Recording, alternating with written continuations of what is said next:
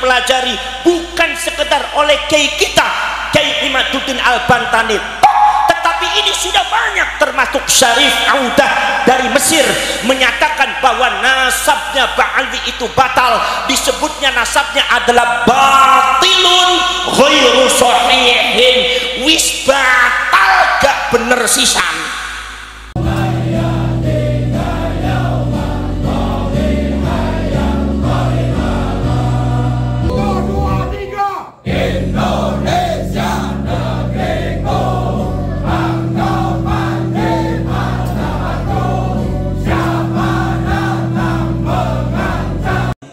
Nanti kalau kita semua sudah pelantikan sudah mulai agak surut, ini lebih banyak pelantikan dari Sabang sampai Merauke, dari Kalimantan, dari Sumatera ini mau dilantik banyak nanti. Jadi ini nanti akan ada pelantikan dulu, nanti ketika ada pelantikan selesai nanti kami sudah mulai jarang sudah terbentuk semua dari seluruh Indonesia, nanti akan diadakan pelatihan Laskar Sabilillah. Satu, pelatihan tentang sejarah supaya Laskar Sabilillah tahu sejarah. Nomor dua, pelatihan fisik bekerjasama dengan militer dan kepolisian. Nomor tiga, pelatihan kanuragan penora mempandi bacok,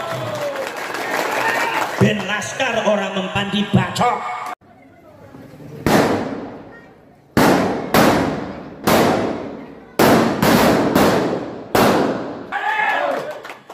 Makanya saya kemarin pada waktu di Provinsi Banten saya bilang, tunjukkan nyali kalian, katanya bon tentu anti bacok.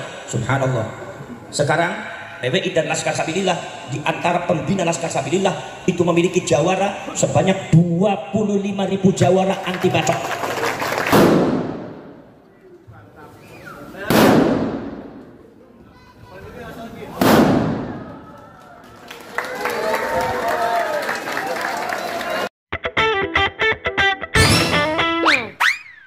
Alhamdulillah wa syukurillah.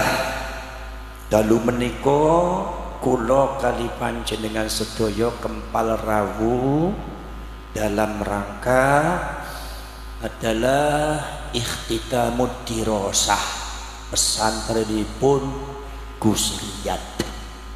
Mugi-mugi lare santune dipun paringi barokah ilmu, selamat dunia akhirat, angsal barokah para ulama para kiai. Allahumma amin ya rabbal alamin.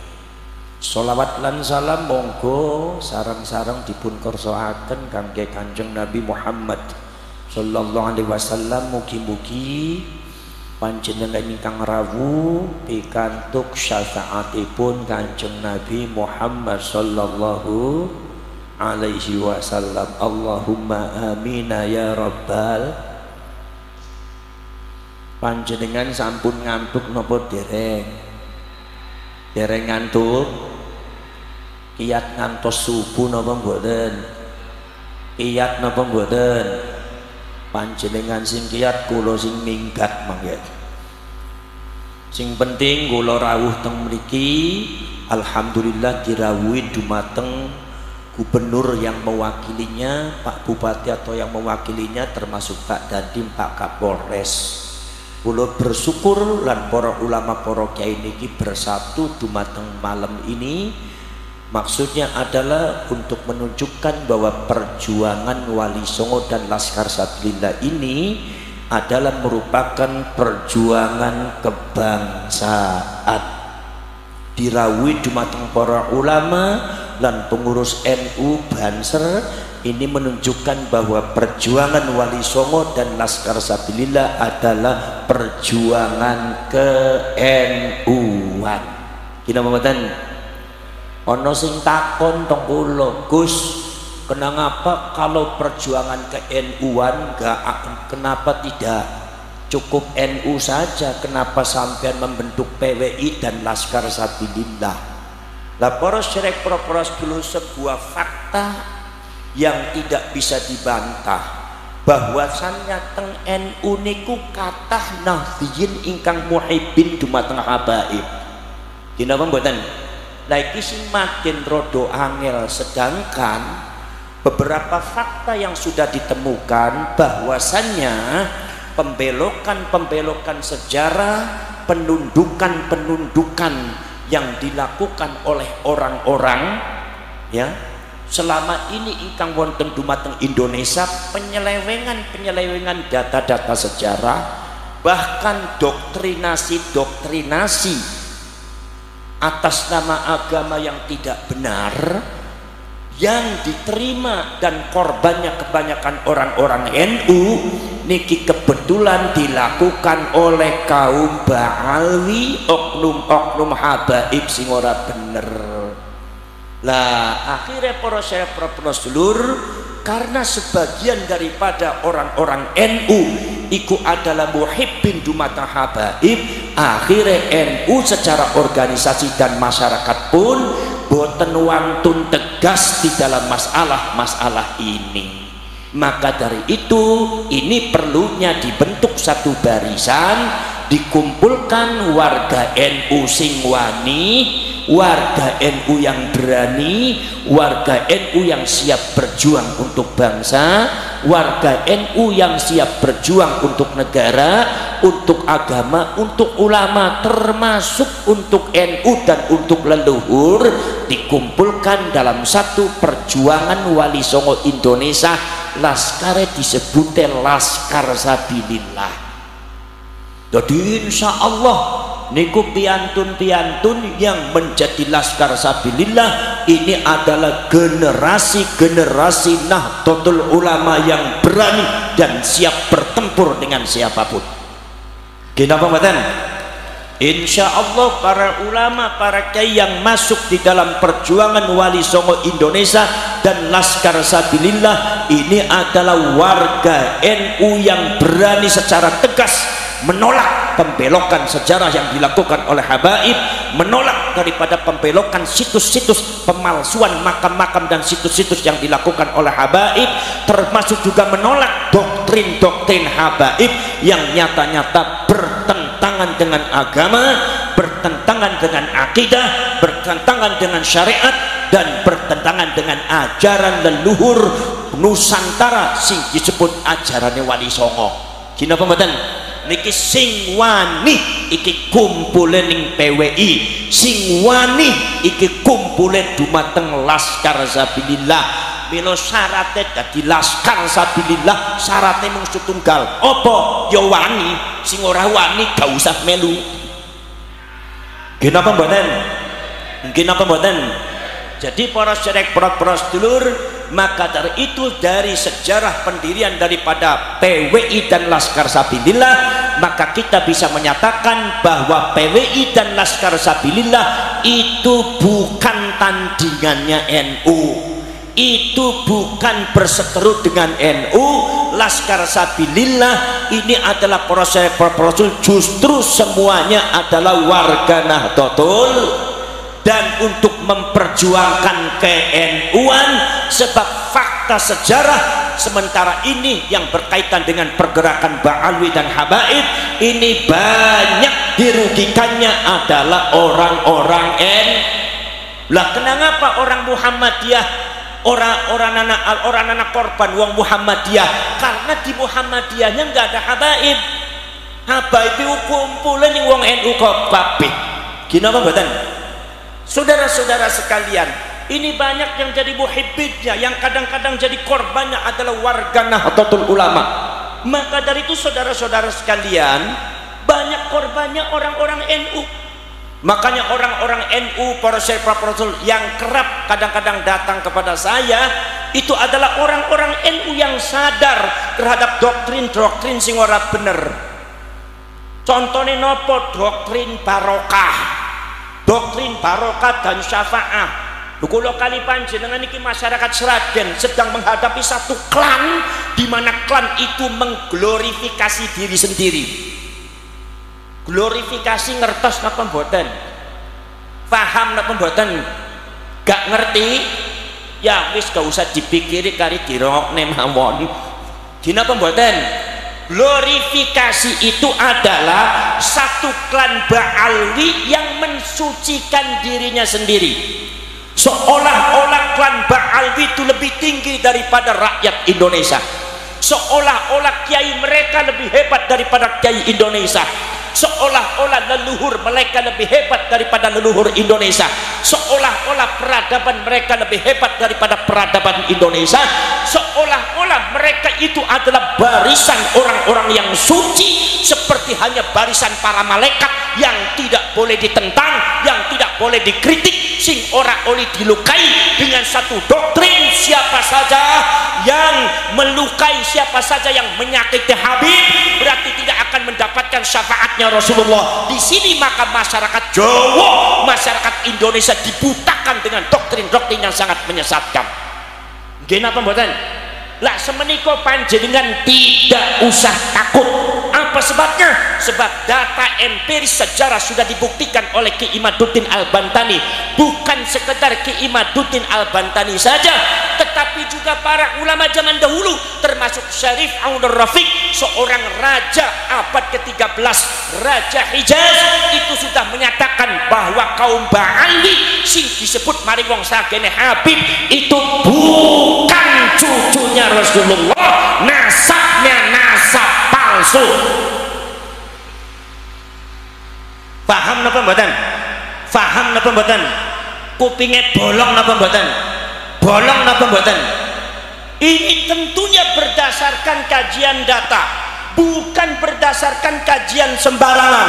Datanya diambil, ilmu nasabnya dipelajari, bukan sekedar oleh kiai kita, Kiai Imaduddin Al-Bantani, tetapi ini sudah banyak, termasuk Syarif Audah dari Mesir menyatakan bahwa nasabnya Ba'alwi itu batal, disebutnya nasabnya adalah batilun ghairu sahihin, wis batal gak bener sisan. Banyak pencangkokan nasab, banyak orang-orang yang disebutkan di dalam nasabnya diduga itu adalah tidak ada jeluntrungnya, jare bahasa intelektualnya ahistoris, ning jeluntunge gak ono. Maka dari itu para seproporos, ini data-data sejarah Pak, termasuk Syarif Audah, termasuk juga Naqobatul Ashraf yang ada di Irak, Naqobatul Ashraf yang ada di Jordan, yang terakhir kali adalah Syarif Samsuddin Syarafuddin yang ada dari Yamannya sendiri, mengatakan bahwasanya nasab daripada Ba'alwi itu nasabnya nasab palsu. Mereka mengklaim dirinya sebagai cucunya Rasulullah dengan mencangkokkan nasab dugi dumateng Kanjeng Nabi, dugi dumateng Sayyid Ahmad Al-Muhajir, dan itu ternyata sejarah gak ono. Bahkan mereka semua mencangkokkan nasab dumateng Kanjeng Nabi, tujuannya sudah tujuan tidak benar, yaitu adalah tujuan politik, menguasai Yaman, menguasai Hadramaut, dan datang di Indonesia dengan framing judul Kanjeng Nabi ingin menguasai Indonesia. Maka di sini rakyat Sragen harus segera bergerak. Siap napa mboten? Siap napa mboten? Siap napa mboten? Iki milu wong Jawa aja kalah kadari wong Yaman. Wong Jawa, generasi Jawa jangan kalah dengan generasi Hadramaut. Gini apa mboten? Jadi para para dulur, niki fakta sejarah. Fakta sejarah bahwa mereka itu mendoktrin rakyat Indonesia wis gak bener. Gak bener pripun? Contohnya kados ngeten, Mbah buyute nyong, mbah buyute aku iku bisa memadamkan api neraka jahanam. Lho nyong arep takon wong Sragen, percaya napa boten sampean? Percaya apa tidak? Kalau ada seorang Habib katanya bisa memadamkan api neraka jahanam, percaya apa tidak orang Sragen? Berarti jelas ini batil apa boten? Atas nama karomah, atas nama barokah, tapi batil gak bener ini. Gini apa boten? Gini apa boten? Sampai mau percaya apa boten?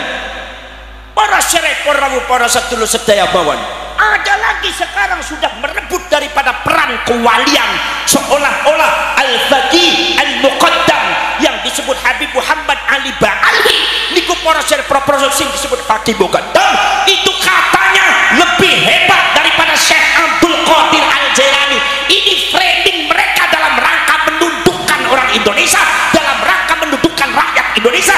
Sebab rakyat Indonesia dari dulu ketika panjenengan kabeh niku mempelajari Wali Songo sudah ditanamkan satu doktrin keagamaan bahwasanya anggene Fatihah teng Kanjeng Nabi, no berkali-kali teng sahabat, tabiin dan tabiin selajenge Fatihah dumateng Sultanul Aulia Syekh Abdul Qadir.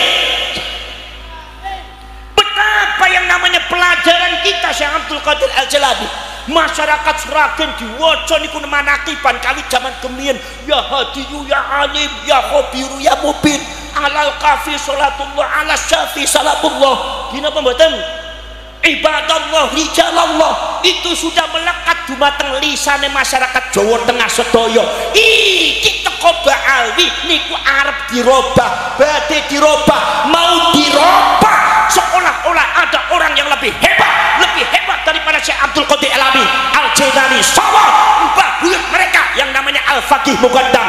Nyuwun sewu, Faqih Muqaddam niku para syarek para sedulur, berdasarkan data sejarah di framingnya adalah sebagai orang yang lebih hebat ketimbang Imam Syafi'i. Tapi Faqih Muqaddam itu orangnya tawadhu, makanya mengikuti mazhab Syafi'i. Katanya seperti itu, katanya bahwa yang namanya Faqih Muqaddam itu adalah seorang mujtahid, seorang yang istimewa, seorang waliullah, tidak ada tandingnya dari mulai sekarang sampai zaman akhir zaman. Betapa framing mereka sangat luar biasa, betapa doktrin mereka sangat merasuki yaitu adalah otak lan ati penggaline panjenengan sedaya. Boten kraos panjenengan itu dibius satu persatu menjadi orang yang mati suri.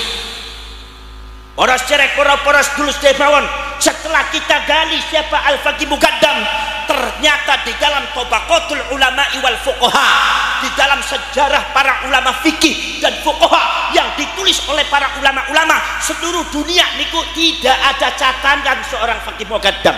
Termasuk juga fuqaha dan para ulama ahli fikih Yaman juga tidak mencantumkan Faqih Muqaddam sebagai wong sing ahli fikih, wong sing ahli hadis orang mana.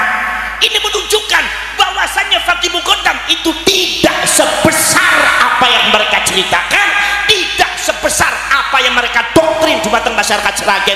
Ternyata kalau seumpama mereka memframing bahwasanya Faqih Muqaddam itu lebih hebat daripada Syekh Abdul Qadir Al-Jilani, nyuwun sewu, Syekh Abdul Qadir Al-Jilani karyanya ada, sejarahnya ada, muridnya ada, catatannya ada. Tapi Faqih Muqaddam sejarah ora dana, catatannya ora nana, karyanya tidak ada, muridnya tidak ada. Jadi framing semacam ini jelas ada tujuan dalam rangka melumpuhkan kegiatan dan doktrin keagamaan orang-orang Jawa, sing mereka manut dan hormat di mata Syekh Abdul Qadir Al-Jilani segera akan diganti dengan Syekh Faqih Muqaddam, satu framing yang sangat tidak benar. Mungkin apa mboten? Para syarek, para sedulur sedaya, bahkan ada catatan mengatakan bahwa Al-Faqih Muqaddam itu katanya itu di dalam catatan itu di antara muridnya, di antara gurunya adalah Imam Abu Madyan. Sopo Imam Abu Madyan iki? Imam Abu Madyan, kalau memang betul catatan sejarah Faqih Muqaddam adalah muridnya Imam Abu Madyan, masyarakat Sragen harus tahu bahwa Abu Madyan adalah muridnya Syekh Abdul Qadir Al-Jilani. Syekh Abdul Qadir Al-Jilani punya murid Abu Madyan. Abu Madyan punya murid Maulana, yaitu adalah Imam Muhammad Harazim. Imam Muhammad Harazim punya murid namanya Imam Muhammad Saleh. Imam Muhammad Saleh punya murid namanya Imam Abdul Hasan Ali bin Abdullah Asy-Syadzili, sing kagungan Tarekat Syadziliyah. Imam Abdul Hasan Asy-Syadzili ada murid di antara si Imam Abdul Abbas Al-Mursi. Abdul Abbas Al-Mursi ada murid di antara Ibnu Athaillah As-Sakandari, sing kagungan kitab Syarhul Hikam. Syarhul Hikam niku dipun nadhemaken dhumateng Bayi Muslih Meranggen, mursid Tarekat Qadiriyah Wanaksabandia saka Semarang. Nggih napa mboten? Para cerek para sedulur sedemawon, kalau seandainya memang catatan itu benar bahwa Faqih Muqaddam itu adalah murid daripada Abu Madyan, Abu Madyan yang murid Syekh Abdul Qadir Al-Jilani, berarti Faqih Muqaddam pernah ngalap barokah dumateng murid Syekh Abdul Qadir Al-Jilani. Jadi kalau ada oknum Habib mensejajarkan Faqih Muqaddam dengan Syekh Abdul Qadir Al-Jilani, ini yang disebut oleh orang Sragen suul adab, orang benar itu. Dina apa benar? Paham napa mboten? Rasul. Ini yang harus tahu masyarakat Sragen. Para sedherek prawu, para sedulur sedherek mawon. Di antaranya adalah doktrinnya apa? Kalau membenci Habib tidak akan masuk surga. Kalau membenci Habib tidak dapat syafaatnya Rasulullah. Ini doktrin yang menyesatkan. Tidak ada kaitannya syafaat dengan habaib dan ba'ali. Jadi masyarakat Sragen gak usah takut kehilangan syafaat karena tidak mencintai habaib. Gimana badan? Faham dan faham? Sebab apa para Rasul? Kalau mereka menyitir ayat Al-Quran bahwa Gusti Allah Ta'ala ingin mensucikan Ahlul Bait, sampean ngerti bahwa Ahlul Bait di dalam Al-Quran dimaknai oleh Habib adalah Habib. Ini adalah penyelewengan makna. Gak bener. Yang dimaksud Ahlul Bait itu bukan habaib. Sebab habaib itu bukan cucunya Rasulullah. Ini bukan cucunya Rasulullah, napa mali Ahlul Bait. Paham nggih? Jadi wong Sragen saiki wis gak usah takut. Gitu? Gak usah takut anggene seumpama wonten kamu kalau tidak mencari habaib berarti tidak akan dapat syafaatnya Rasulullah. Itu gak usah takut. Nek seumpama ngeyel kampleng siji-siji wong kaya kowe. Apa kowe? Gini apa mboten, Bu? Gini apa mboten? Oh, para sedherek para sedulur sedherek mawon. Ada lagi para sedherek Rasul. Mbah mereka itu katanya bisa mi'raj ning Gusti Allah Taala 70 kali. Sampean harus paham, Kanjeng Nabi selama hidup mi'rajnya cuma sekali. Mbah mereka sampai 70 kali. Niki goroh napa ngapusi niki? Ngapusi napa goroh niki? Leres napa mboten sing kados ngoten? Masya Allah, ada malih, ada lagi yang mengatakan bahwa Al-Habib ini adalah bisa ngatur malaikat Israel. Malaikat Israel diatur nih Habib. Ini sejak kapan cerita ini muncul? Saya mau tanya, para ulama wali Sragen ini bisa ngatur malaikat Israel siapa? Lagi ono Habib jerono terus bisa ngatur malaikat Israel. Ngedabrus napa mboten? Panjenengane percaya napa mboten? Percaya napa mboten? Nang gene ketemu bari aku ora percaya, mau ketemu bari Habib percaya sampean. Wong gulune masyarakat Sragen susah wis bodol. Nganggut-manggut ning ngono manggut-manggut terus. Para sedherek para sedulur. Ono cerita Al-Imam Abu Abdillah Muhammad bin Ismail Al-Bukhari.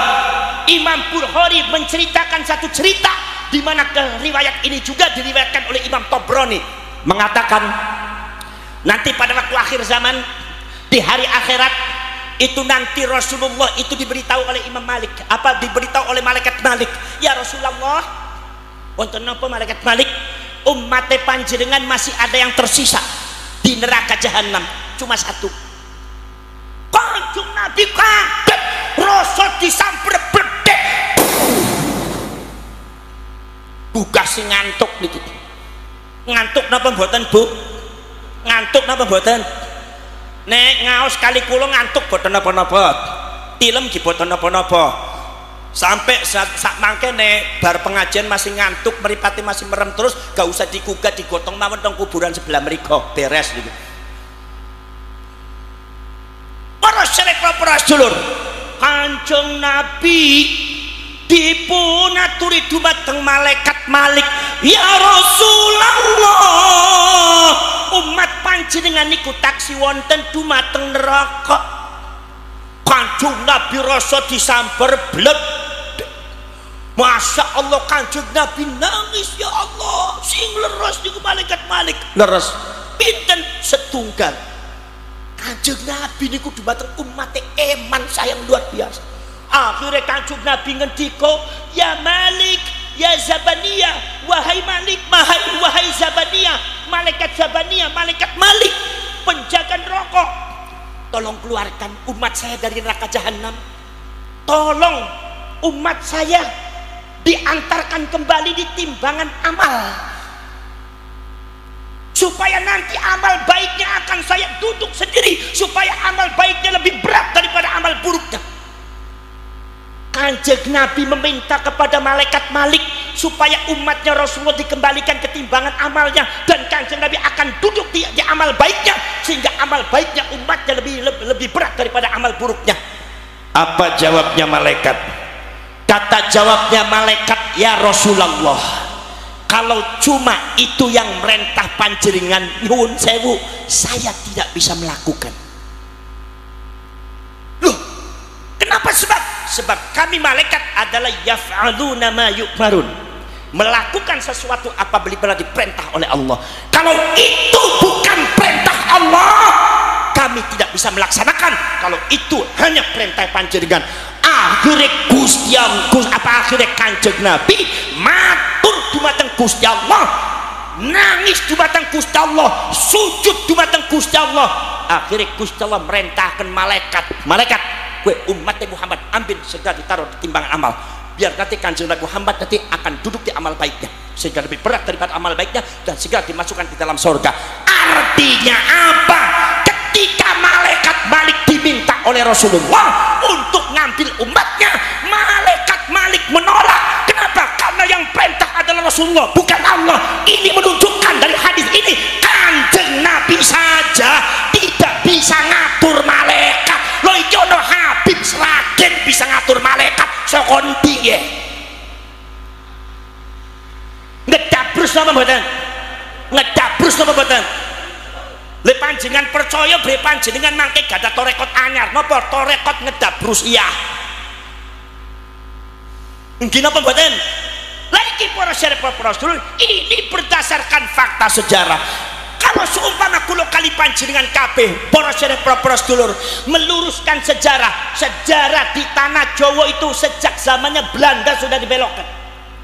Bahkan saya mendengar saudara-saudara sekalian bahwa babat tanah Jawa pun itu atas dasar perintah Belanda, sehingga banyak cerita-cerita yang tidak benar, termasuk cerita tentang masalah sejarah Amangkurat I yang katanya itu membunuh 5.000 ulama yang suka kepada istrinya orang. Itu saudara-saudara, ini adalah cerita Belanda dalam rangka menunjukkan, memframing negatif, membuat asumsi yang negatif terhadap tokoh-tokoh Indonesia. Untung Amangkurat I begitu meninggal dunia, Allah membuktikan jasadnya baunya wangi. Begitu dikubur, digali tanahnya wangi, sekitarnya bau wangi. Yang menyaksikan bukan 1-2 orang, ribuan orang menyaksikan sampai 41 malam bau wangi. Maka di Tegal, di kuburannya disebutnya Tegal Wangi, Tegal Arum. Allah yang membuktikan, Allah yang mengklarifikasi, ini adalah orang soleh, ini adalah orang benar. Tapi di framing oleh Belanda sangat jahat, sangat tidak benar, sehingga banyak panjenengan sedaya salah paham dumateng Amangkurat I. Ini kehebatannya Amangkurat. Dan ini para sedulur terjadi juga pada setelah Belanda boten wonten, sejarah Indonesia dibelokkan oleh beberapa habaib. Katanya Indonesia tanpa habaib tidak bisa merdeka. Semacam ini benar apa salah? Indonesia katanya tanpa habaib tidak bisa merdeka. Ini orang Sragen harus tegas, ini salah apa benar? Kalau sampean bilang salah, kenapa sampean diem? Ya wis, ujung-ujungnya gak wani kaya gitu.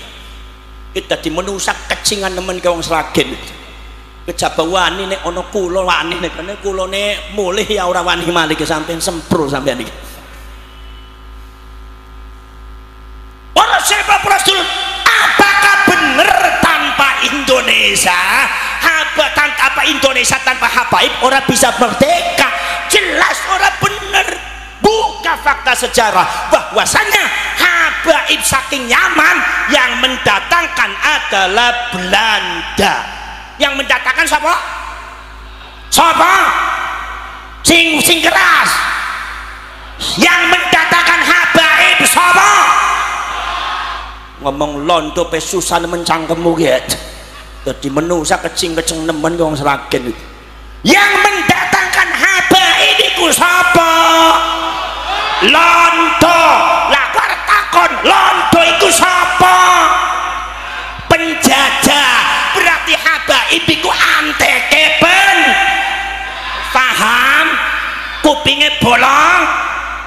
londo disumpeti. Gina mboten? Ya kadang-kadang susah kita masyarakat Sragen niku tengah jengan kula gimanggut-manggut tengah kajangane Habib manggut-manggut mani kampleng siji-siji ya. Mungkin apa mboten? Sing dugikaken habaib niku lho abad ke-19, abad keberapa? Abad ke-9.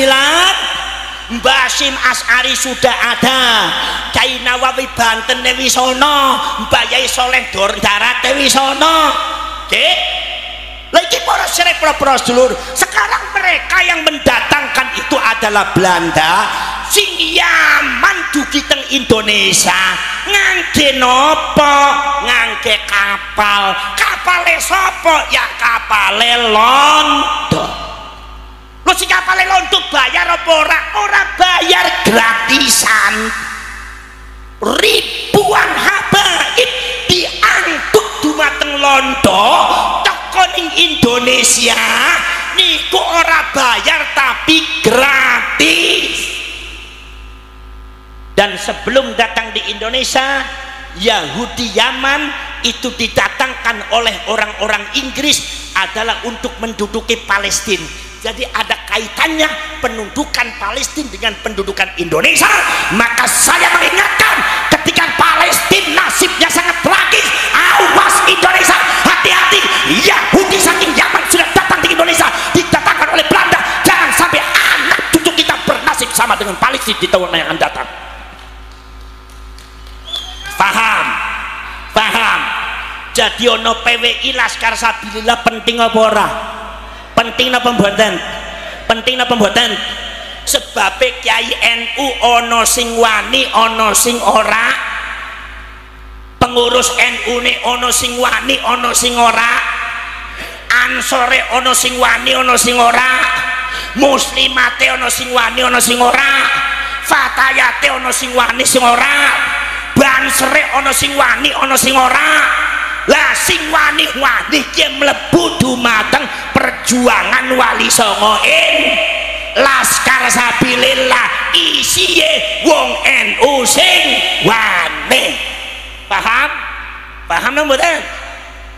Para sirek para sedulur, mereka didatangkan oleh Belanda sampai di sini buat apa? Mereka datang digratiskan oleh Belanda, diberi makan oleh Belanda selama perjalanan sampai di Indonesia. Mereka diberikan pekerjaan oleh Belanda, mereka diberikan tanah oleh Belanda, yang mana tanah itu adalah hasil daripada merampas tanahnya rakyat Indonesia, diberikan oleh mereka, yaitu kaum Ba'alwi, yaitu kaum habaib. Paham? Setelah itu mereka kerja teng sinten teng Belanda. Seperti contohnya kapiten Belanda itu kebanyakan dari bangsa Ba'alwi. Ini orang Ba'alwi bangsa Yaman, masyayikh gitu. Sampean tinggali data sejarah, anak bangsa bin Yasa, anak bangsa Al-Jufri, anak bangsa Al-Qaf, anak bangsa As-Sedaf, anak bangsa Ba'bud, anak bangsa bin Syekh Abu Bakar. Mereka menjadi kapiten dan pekerja dari Belanda, termasuk Habib Usman bin Yahya diangkat jadi mufti Belanda untuk Batavia. Paham? Nah, kalau seumpama mereka yang membawa adalah Belanda, genetika daripada Ba'alwi itu sama dengan Belanda, yaitu genetika Yahudi Askenazi, sama dengan Zionis genetika Yahudi Askenazi. Datang di Indonesia dijamin oleh Belanda, dikasih tanah oleh Belanda, dikasih pekerjaan oleh Belanda, dikasih penghidupan oleh Belanda. Kira-kira zamannya Belanda apa ikut bela Indonesia apa bela Londo? Bela Indonesia apa bela Londo? Ngomongnya sing keras, bela Indonesia apa bela Londo? Awas sih, aja sampai cangkemmu rubah ge. Rangkum rubah tak sewek sisan ning aku ge. Gini apa mboten? Londo apa bela Londo apa bela Indonesia? Bela Londo. Buktinya apa? Buka catatan sejarah. beberapa di antara orang yang mengatasnamakan perjuangan Indonesia, beberapa Habib di antaranya ada Habib Abdurrahman Al-Masyhur yang ada di Aceh berkhianat di dalam perjuangan ini, meminta upeti kepada Londo, akhirnya melacung dumateng Timur Tengah dengan gaji yang sangat besar. Itu berkhianat terhadap perjuangan masyarakat Aceh. Termasuk juga Utsman bin Yahya, mufti yang dianggap diangkat mufti oleh Belanda, kerap kali memberikan fatwa melemahkan perjuangan ini. Pada waktu itu perjuangan kemerdekaan Indonesia dipimpin oleh ulama-ulama Torekoh, Mbah Yai Asnawi Kudus gitu, Mbah Yai Nawawi Banten, Syekh Ahmad Khotib bin Abdul Latif sing ana ning Minangkabau, Syekh Burhanuddin As-Sumatrani Sumatera Barat, ingkang wonten dumateng Aceh Syekh Abdul Rauf As-Singkil Aceh, ngantos dugi dumateng Surabaya, para lora-lora pada bujuk-bujuk ingkang wonten dumateng Madura niku seluruhnya Toreko Satoria, Toreko Qadiriyah, Toreko Naksabandiyah, Toreko Qadiriyah Naksabandiyah, Toreko Junaidiyah, Toreko Kholwadiyah, Toreko Sadiliyah, Toreko Tajidaniyah. Iki para syarif Rasul semua yang menggerakkan perjuangan rakyat Indonesia untuk melawan Belanda, itu adalah ulama Toreko. Maka ketika Belanda menghadapi perlawanan, yaitu adalah ulama-ulama Toreko yang sangat luar biasa, dengan pucuknya bomnya ada pada waktu perang Diponegoro 1825, di mana Diponegoro itu juga termasuk pengamal Torekot, ulama Torekot. Maka ini Belanda harus melumpuhkan ulama Torekot. Bagaimana caranya? Caranya meminta kepada Habib Utsman bin Yahya untuk Habib Utsman bin Yahya untuk mengeluarkan fatwa. Maka dikeluarkan fatwa dalam rangka mengendorkan perjuangan rakyat Indonesia, dalam rangka menghancurkan benteng rakyat Indonesia, dalam rangka menjauhkan rakyat Indonesia dengan para ulama. Apa fatwane? Fatwane adalah terus Habib Utsman bin Yahya mengatakan ulama Toreko yang ada di Indonesia adalah sesat, itu jalannya setan dan iblis. Paham? Paham? Akhirnya sampai geger Cilegon terjadi, sampai geger sampai sing wonten Jogja, sampai geger wonten dumateng Surabaya Madura, sampai wonten dumateng Aceh Maluku. Napa sebabnya? Ulama Toreko dianggap sesat oleh orang-orang Belanda yang mendukung Belanda, muhibbinnya Belanda, dan termasuk muhibbin Ba'alwi Habaib ketika itu. Akhirnya ngejar ulama Toreko se-Indonesia. Ulama Toreko banyak yang dibantai, banyak yang dibunuh, banyak korbannya ribuan ulama Toreko. Itu fatwanya Habib Utsman bin Yahya membunuh banyak ulama Toreko. Nih kayak gue berarti nih Habib Utsman bin Yahya niku bela Indonesia apa bela Londo? Londo apa Indonesia? Si ono Habib sing ngomong kayak gue, anggene orang anak Habib Indonesia tidak merdeka, sing modal kayak kampleng cangkeme sisan. Wani apa ora? Wani apa ora? Takoni jawabe gak tegas nemen yang raget. Dina mboten? Jelas ora bener, dina mboten? Para syarif para sulur. Jadi para syarif para sulur, kami bergerak, rakyat Indonesia bergerak, rawe-rawe rantas ijo royo, yaitu adalah malang-malang putung. Panjenengan rapatkan barisan, kemudian rapatkan barisan, segera derap daripada langkah kita disamakan.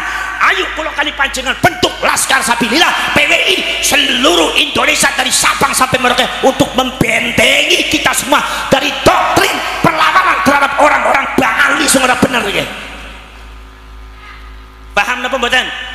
Paham napa mboten? Para syarif, para sedulur, sampean kudu ngerti kejadian Indonesia tahun sekarang itu sama dengan kejadian Palestina tahun 45. Sampean ngerti pada waktu tahun 20 sampai tahun 46 terjadi eksodus besar-besaran, eksodus. Paham napa mboten?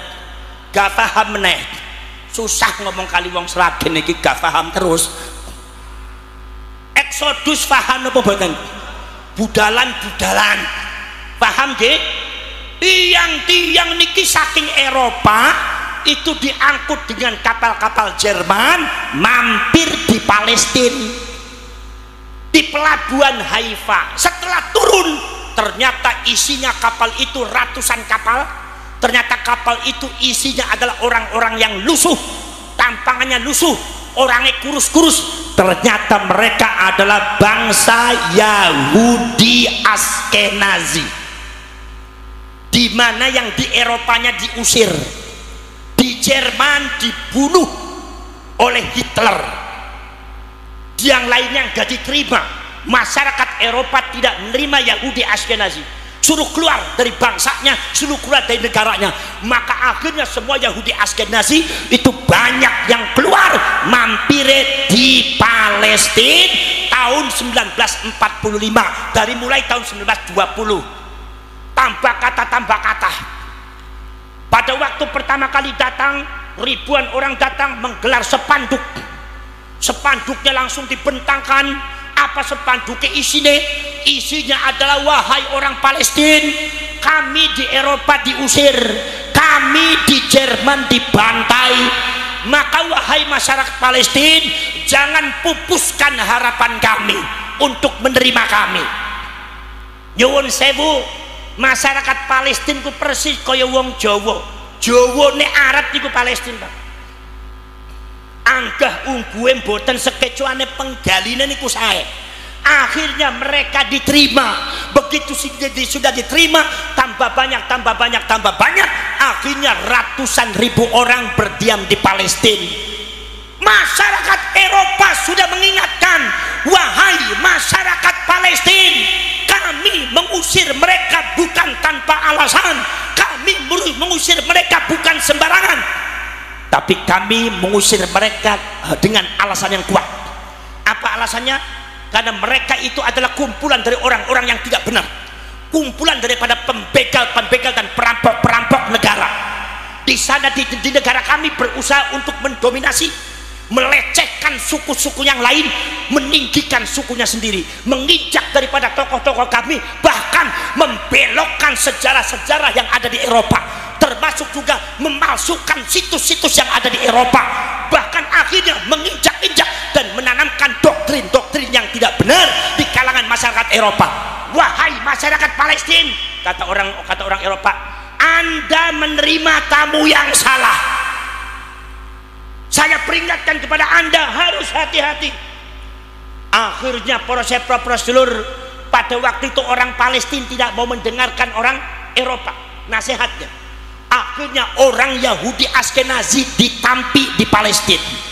Satu persatu saudara-saudara sekalian mulai kumpul. Akhirnya tiba-tiba mereka mengadakan perayaan, kemudian mulai mendoktrin masyarakat supaya masyarakat menghormati mereka, kemudian mendoktrin masyarakat untuk melecehkan orang-orang Arab Palestina, seolah-olah bangsa Arab itu tidak ada artinya, seolah-olah bangsa Arab itu adalah sama dengan anjing, seolah-olah bangsa Arab di bawah mereka. Akhirnya pada tingkatan selanjutnya, bukan sekedar sejarah yang dibelokkan, sejarah yang diklaim, tetapi pemalsuan makam, membuat makam palsu tahun 45-46, satu sejarah Palestina yang tidak mungkin bisa dihapus.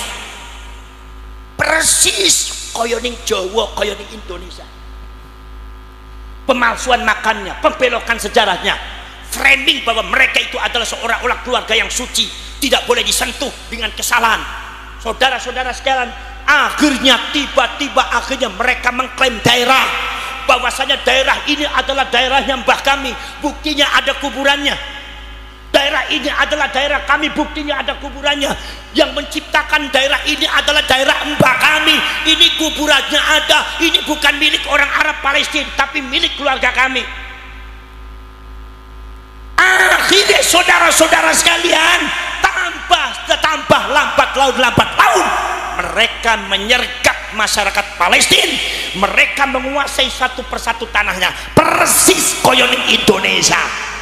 Sekarang sudah mulai di framing Haul Demak, di mana yang dihauli adalah Habib, Haul Agung Solo, Ki Ageng Solo niku boten dihormati, boten dihauli, sing dihauli Habib Haul Agung Kudus.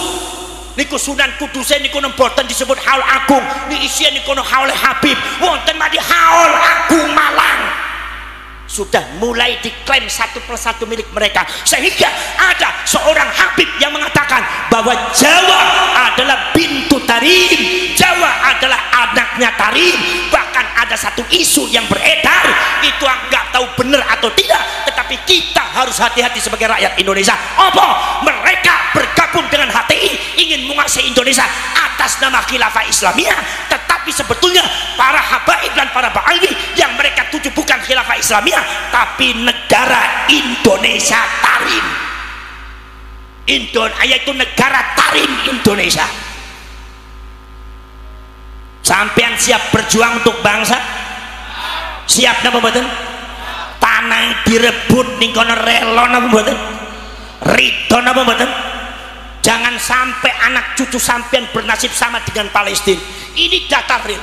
Para syarif, para sedulur sedaya mawon. Itu saudara-saudara sekalian. Maka dari itu para syarif, para sedulur sedaya mawon, akhirnya kemudian dalam rangka melumpuhkan masyarakat Palestina, melumpuhkan ekonomi politik dan pos-pos strategis yang ada di Palestina, maka orang Zionis, orang Yahudi Askenazi mencari seseorang yang agamanya Islam, yang pinter moco kitab, sing pinter Al-Quran, apal Quran, agamanya Islam tapi genetika bangsa Yahudi Askenazi. Carinya di mana? Nyarinya ya di Yaman, Hadramaut. Sebab Hadramaut itu tempatnya orang Yahudi. Makanya zamannya Rasulullah, Hadramaut itu masih belum termasuk Yaman. Zamannya Rasulullah, Hadramaut dan Tarim, daerahnya Habib, itu masih belum termasuk Yaman. Hadramaut dengan Tarim dimasukkan ke Yaman itu abad ke-19. Jadi kalau Kanjeng Nabi donga muga-muga Gusti Allah barokah Yaman, artinya bukan Hadramaut, karena zamannya Rasulullah Hadramaut dan Tarim bukan Yaman. Jadi ki Habib aja lho dalil kaya kowe, ora bener ya. Paham? Dihapusi terus ya. Mungkin apa mboten? Para syarif, para sedulur sedaya bangun niku akhirnya diambillah orang yang namanya Syekh Fadil Abdullah.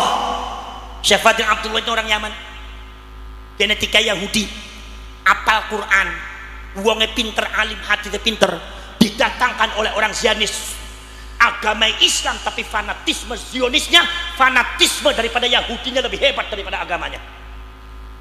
Begitu didatangkan di Palestina, sedikit-sedikit itu namanya Syekh Fadil Abdullah mempengaruhi masyarakat, ngajar di masjid-masjid, ngajar tafsir, ngajar hadis, ngajar kitab-kitab. Begitu akhirnya muridnya tambah banyak sampai ribuan orang. Itu Syekh Fadil sampai disebut oleh orang-orang Palestina sebagai waliullah, kekasih Allah. Ketika melihat ke atas kelihatan ars dan kelihatan loh mahfud, framing yang luar biasa sudah mulai dimainkan oleh orang Yahudi. Padahal dia itu Syekh Fadil Abdullah adalah mata-mata Zionis. Masya Allah, wirid zikirnya luar biasa, mengadakan istighosah untuk keselamatan Palestina luar biasa. Itu Syekh Fadil Abdullah, muridnya ribuan, muhibbinya ribuan, apal Quran sampai terakhir diangkat menjadi imam besar Masjidil Aqsa. Ngajinya di Masjidil Aqsa, muridnya ribuan, disebutnya waliullah. Orang Palestina nggak sadar kalau dia itu adalah mata-mata Zionis, mata-mata Yahudi Askenazi. Dan setelah generasi dan anak cucunya terjadi tragis seperti ini, orang yang paling bertanggung jawab dan orang yang paling berjasa di dalam menyengsarakan orang Palestina adalah Syekh Fadil Abdullah. Ini paling bahaya. Saudara-saudara sekalian, Syekh Fadil Abdullah menjadi mata-mata Yahudi Askenazi di Palestina lebih daripada 42 tahun tidak ketahuan. Dari tahun 46 sampai tahun 84. begitu ada intrik dicurigai. Di antaranya adalah para intelijen Mesir mencurigai. Begitu mencurigai, Syekh Fadil Amtullah langsung tutup semuanya, menutup diri. Dia langsung mengadakan pendekatan di kalangan militer, di kalangan kepolisian, sampai diangkat menjadi penasehat khusus militer dan kepolisian yang ada di Palestina dan ada di Mesir. Ini cerita mereka. Akhirnya mereka tidak tahu lagi siapa itu Syekh Fadil. Itu hebatnya Syekh Fadil Amtullah, bagaimana mengkamuflasekan dirinya sebagai pejuang. Di saat ceramah dia bicara Palestina, nasionalisme Palestina. Mari kita mujahidin fisabilillah, kita dukung, kita usir orang Yahudi. Mari kita bela, kita doakan kepada para mujahidin yang ada di Palestina supaya orang Yahudi diusir oleh Allah.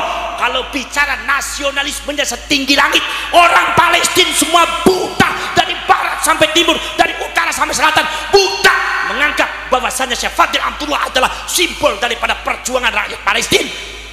Ternyata beliau itu adalah orang yang paling berjasa menyengsarakan rakyat Palestina. Ya, melongone sampean itu melongo ngerti napa melongo keder sampean? Wong seragen melongo gawe keder aku sing delok. Keder napa keder? Keder napa keder? Lapor sare propros dulur, Allah Maha tahu. Allah Maha hebat. Wa makaru wa makarallah wallahu khairul makirin. Mereka bisa berbuat makar, makrul lail, telenge wengi, wong mengendap-endap, semua orang tidak tahu, tapi Gusti Allah Maha tahu. Allah buka semuanya, dan pada akhirnya tahun 84 ketahuan ternyata dia adalah mata-mata Yahudi Askenazi. Sejak tahun 46 gak ketahuan. Akhirnya begitu ketahuan, akhirnya dia dihukum gantung dan pakai ditembak mati oleh tentara Palestina. Tapi misinya Syekh Fadil Amtullah sudah selesai. Misinya Syekh Fadil Amtullah sudah berhasil. Dengan jasanya Syekh Fadil Amtullah, maka orang Yahudi Zionis mampu menguasai ekonomi Palestina, mampu menguasai politik Palestina, mampu menguasai militer dan kepolisian Palestina, mampu menguasai sosial Palestina. Akhirnya Palestina disergap, akhirnya dianggap Palestina itu adalah ujung-ujungnya, Palestina adalah negara kami, daerah kami, tanah kami, bukan tanahnya orang Palestina. Sejak itu terjadi diusir, pengusiran masyarakat Palestina sampai detik ini, genosida. Orang Palestina sengsara mau dihabisi di Gaza. Siapa yang sempati? Saya tanya, apakah kalian mau Indonesia seperti itu? Jawab. Apakah kalian mau Indonesia seperti itu? Jawab. Mau apa tidak? Bergerakkan apa betul? Lawan apa lawan? Jangan diam saja wahai orang Indonesia. Itu sangat berbahaya sekali. Para serek para setulus teman niku. Jadi kalau berdasarkan data, perjuangan kita ini adalah perjuangan yang hak, perjuangan data para serek para sedulur. Kemudian ono sing ngomong, Gus, kira-kira ngadepi kados ngeten saged menang napa mboten? Insyaallah menang. Insyaallah Laskar Sabilillah di masa yang akan datang insyaallah menang lan kudu Maka sampean bentuk itu, pasukannya diperbanyak, diserahkan. Tidak usah itu kata-kata ribuan, jutaan yang kira-kira itu, semua dimasukkan. Gini apa betul? Para syarif, para sedulur, panjenengan ngerti tahun 45 pada waktu Indonesia ngelawan sekutu, saya tanya Indonesia punya apa? Bambu runcing lawan bom atom, menang apa ora? Kalau secara logika mereka punya bom atom, mereka punya bedil senjata, sementara sampai bambu runcing, kira-kira secara logika menang apa mboten? Kalah. Bambu runcing mboten saged ancel peluru mancel bus. Kalau ada semua orang bawa bambu runcing kemudian jidatnya sudah kena peluru, mboten saged urip, bambu runcingnya langsung jatuh. Tapi dalam sejarah Indonesia menang apa kalah?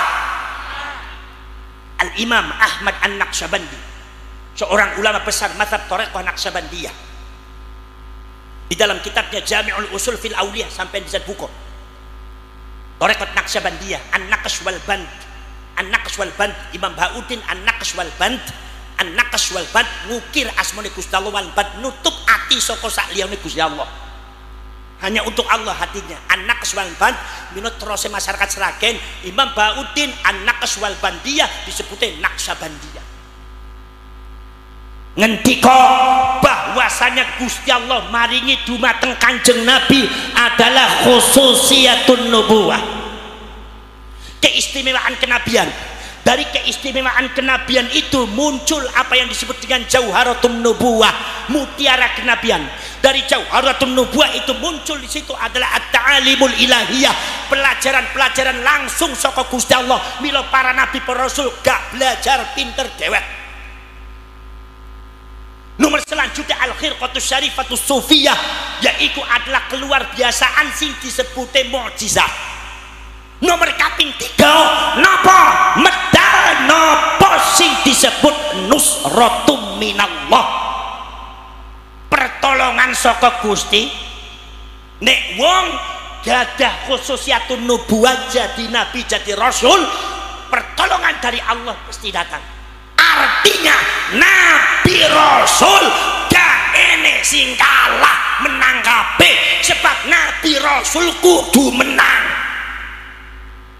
Makanya sepanjang perjalanan nabi dengan rasul menang. Nabi Ibrahim ngelawan apa? Nabi Ibrahim niku nglawan apa? Nglawan Namrud menang. Nabi Dawud yang menang, nglawan Bakti Nasr yang menang. Nabi Musa bari Nabi Harun tiangin boten gadah nopo-nopo, tiang miskin melawan Fir'aun yang kekuatan hartanya sangat luar biasa, kekuatan politiknya sangat luar biasa, sosial politik dikuasai oleh Fir'aun. Nabi Musa diperintah lawan Fir'aun, kula badhe tanglet sing kalah Fir'aun apa Nabi Musa. Fir'aun kalah. Sebab nopo? Sebab perkara sing hak iki ning Injile wonten Gusti. Kanjeng Nabi niku menang terus. Nglawan penglawan musuh, ning perang Uhud menang, ning perang Badar menang, ning perang Hunain menang, ning Khaibar menang, nganti menang ning perang Sajdah menang sedaya. Napa sebab? Sebab Gusti Allah ngendika, ya Muhammad tawajjah haitsu syi'ta fa innaka mansur. Teng welikat kana te wonten khatabun nubuwah, kira matep mendi Muhammad. Sesungguhnya kamu orang yang pasti dibela dan pasti ditolong, ngadepi sapa bae kowe menang. Mila Kanjeng Nabi niku gak iso kalah, gak pernah kalah Kanjeng Nabi. Mila Kanjeng Gusti Allah Taala nanti ngendika kepada Kanjeng Nabi, ya Muhammad, ajak itu umatmu untuk jihad, tapi kalau mereka tidak mau gak usah dipaksa. Di antara mereka ada yang banyak alasan, di antara mereka ada yang banyak takut, di antara mereka ada yang mikir-mikir, di antara mereka ada yang pemberani dan pejuang.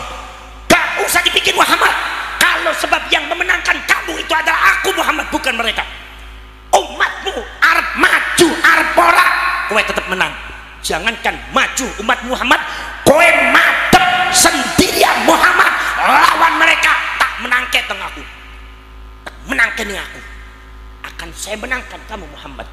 Itu menunjukkan Kanjeng Nabi kudu menang. Perkara sing hak iki menang, ja'al haqqu wa zahaqal batil innal batila kana. Jadi selagi Ba'ali berpatokan pada kebatilan, berarti mereka akan kalah. Kalau kita berpatokan pada yang hak, insya Allah kapanpun kita akan menang. Bila dibuktikan pada waktu zamannya sapa? Dina pembuatan zamannya sapa? Zamannya menapa Basim As'ari 45 melawan sekutu Belanda. Sing menang sapa? Sing menang sapa? Wa idza akhadha Allahu mitsaqan nabiyyin lama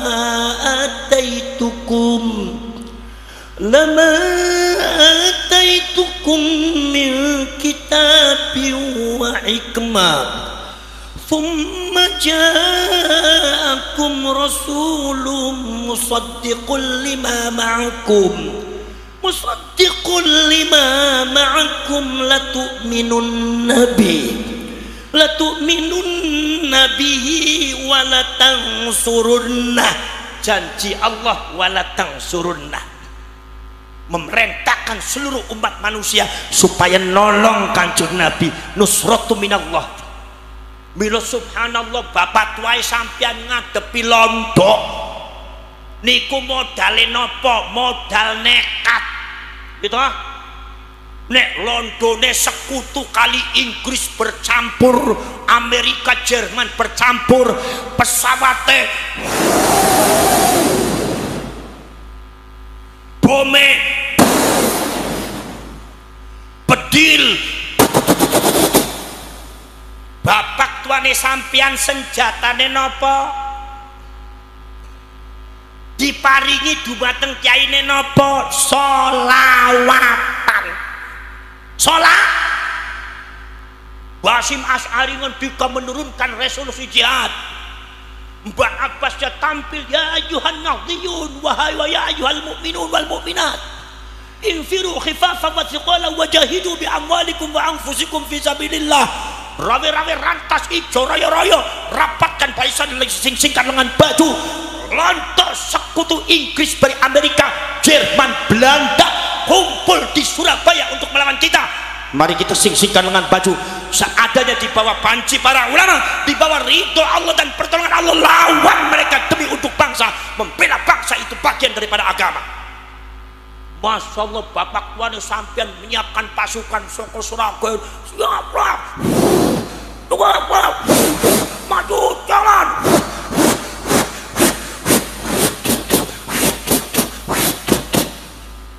Ku kasih ngantuk. Kenapa boten? Masya Allah, kabeh niku senjata napa? Sholawat. Anak fairun lil huda war rasyad, unadi syabab al jihad ubidul khana wal hawa wal fasad wa amdi ilallahi min duni zat siwa taqwa rabbil yaumil ma'ad, siwa taqwa rabbil yaumil ma'ad. Aku pejuang agama dan bangsa, aku pejuang bentengnya ulama, aku pejuang Nahdlatul Ulama, ku panggil pemuda-pemudi bersama. Tegakkan keadilan kebenaran, mohonlah selalu ampunan Tuhan, mohonlah selalu ampunan Tuhan. Wah, sholawatan kabeh drum band saka Sragen metu. Wah, grim kotokan kodang grim kotokan kodang grim kodang grim kotokan kodang niku. Drum band Sragen kena pemboten. Alhamdulillah, di atas payung Allah, di atas bendera kebenaran, iku para ulama NU santri nunggu lawan sekutu kalah. Profesor Dr. Snughogronya mencatat dengan tinta emas, sekutu niku pasukan yang enggak pernah kalah. Lawan Itali di Libya, Italinya mundur. Ngelawan Inggris di India, Inggrisnya hancur. Ngelawan Inggris di Malaysia, Inggrisnya hancur. Ngelawan Jerman, Jermannya hancur. Ngelawan Portugis hancur. Ngelawan Belandanya hancur. Ini sekutu kumpul semua. Amerika, Inggris, Jerman, Belanda, Portugis, semuanya kumpul melawan barisan para ulama. Tapi mereka kalah bertekuk lutut di kaum sarungan. Milo sampean kabeh akan memperjuangkan sesuatu, jangan sampean takut, jangan sampean mundur, pantang mundur sekali nih kono langkah sudah melangkah, gak usah mundur, gak usah wedi, bela tanah air, bela negara, bela bangsa, bela leluhur. Kalau ada macam-macam daripada kaum Ba'alwi sing macam-macam mempersekusi ulama atau orang-orang Indonesia, rakyat Indonesia, sampean siap membela napa mboten? Siap membela napa mboten? Siap membela napa mboten? Jangan sampai seumpama para dulu mereka berani merubah situs-situs sejarah Indonesia, berani merubah sejarah, membelokkan sejarah Indonesia. Kalau mereka melakukan kezaliman semacam itu, maka kita lawan apa lawan? Kita lawan apa lawan? Lawan apa lawan? Jangan sampai anak cucu kita di masa yang akan datang nasibnya sama dengan Palestina. Na'udzubillah min. Maka segera dibentuk di Jawa Tengah. Nanti adakan gerakan se-Jawa Tengah. Kibarkan bendera Wali Songo, kibarkan bendera Laskar Sabila di pojok-pojok desa, di pojok-pojok kampung. Adakan pergerakan rakyat Indonesia untuk membela bangsa dan leluhur sejarah. Siapapun orangnya, apakah habaib atau ba'ali, siapapun yang berani-berani untuk merusak Indonesia, baik sejarah atau sumpah menzolimi rakyat Indonesia, baik orang biasa atau kiainya, maka kita semua Laskar Sabilillah wajib membela, wajib bergerak lawan mereka semua. Karena nek orang dilawan, mereka akan menginjak, dan pada akhirnya mereka akan menguasai kita, dan pada akhirnya mereka akan memperbudak kita. Na'udzubillah min. Na'udzubillah min. Bismillahirrahmanirrahim. Alhamdulillahirabbil alamin. Hamdas syakirin, hamdan na'imin, hamdan yuwafi ni'amahu wa yukafi mazidah. Rabbana walakal hamdu kama yanbaghi li jalali wajhikal karim wa 'azimi sultanik. Allahumma salli salatan tujiruna biha minan nar wa tudkhiluna bihal jannata ma'al abrar ya aziz ya ghaffar ya rabbal alamin. Allahumma tub 'alaina qabla al-maut warhamna 'inda al-maut wa la tu'adzibna ba'da al-maut ya khaliqal maut wa ya sami'as saut.